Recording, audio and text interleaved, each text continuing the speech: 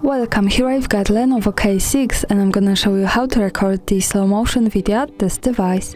So let's start by tapping on the camera button to open it, and for now we are on standard photo mode, so let's change it.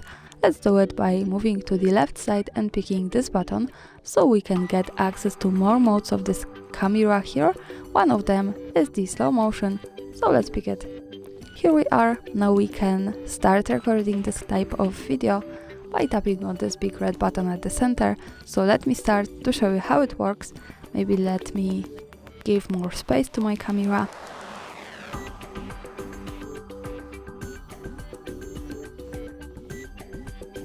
And now let's stop by tapping again on this button. Let's move back to this view. To see the video, we have to tap to the right button that follows us straight to the gallery. And here we can play our video by tapping on the center. And this is how the slow motion video looks like at this device. Thanks for watching, subscribe our channel and leave the thumbs up.